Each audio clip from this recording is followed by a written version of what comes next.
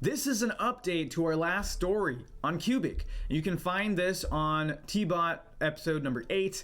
Now, the Qubic community and founder had announced an attack on Monero, and they'd actually warned people starting August 2nd to not accept transactions in Monero with a low confirmation count because the network would be unstable. Well, we've passed that date, and guess what? Monero is still alive and kicking. This attack started over the weekend. I was keeping a close eye on it. It started with some drama. For one, Qubic said that they were being hit by a DDoS attack, and they even blamed a specific developer, which they said got them off to a slower start than normal.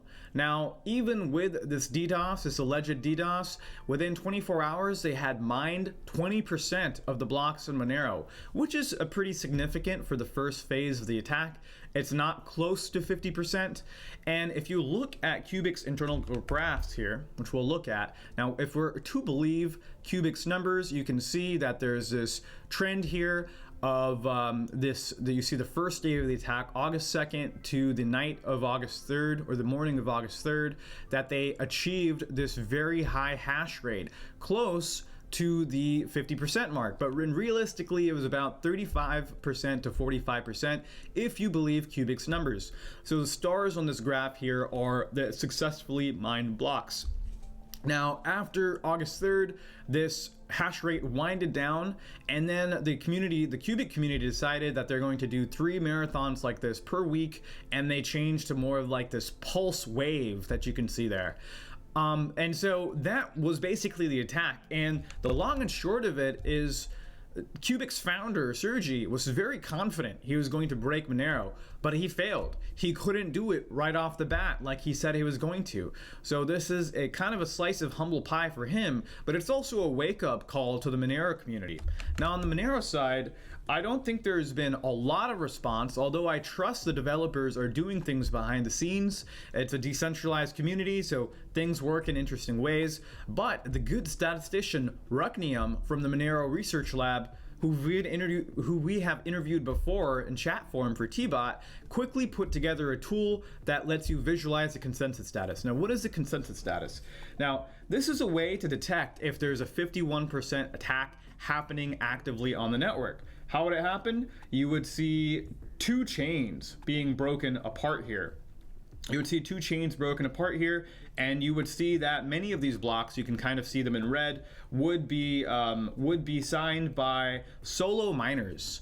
So solo miners are unknown miners, which we assume is Qubic. So these are normally the orphaned blocks, and so if you look at this first line here, you see that there's 0% orphan blocks in the last 720 hours.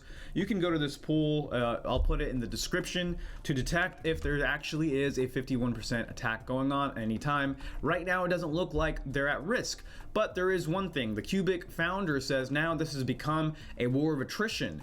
He hopes to appeal to miners who want to mine Qubic and other cryptocurrencies that they will eventually shift over from the Monero network into Qubic. So this is new uncharted territory for any cryptocurrency. Now, while I was doing my research, I also saw this, which is kind of interesting to see how much Qubic followers believe. They have this vision of the founder where they treat him some sort of like some prophet or religious figure. Disbelief in Qubic, doubt in CFB's awakeness, uncertainty in the vision, and attachment to other coins. These are all the problems that keep people from adopting Qubic.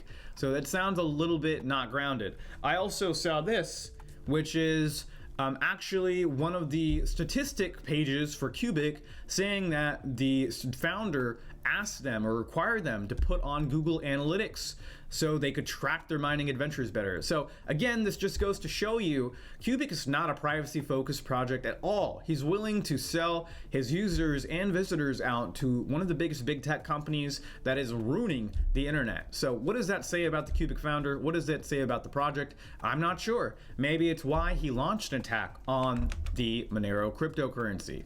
Now, this is just another reminder to mine. We've seen the blocks and the hash rate for Monero, the Qubic's share of Monero, hover from 20 to 30%. They have about 20% of the blocks. So that now this war is going to rage on, and it's up to every single one of us to start mining with our home computers. So I've got my computer mining right now. Are you?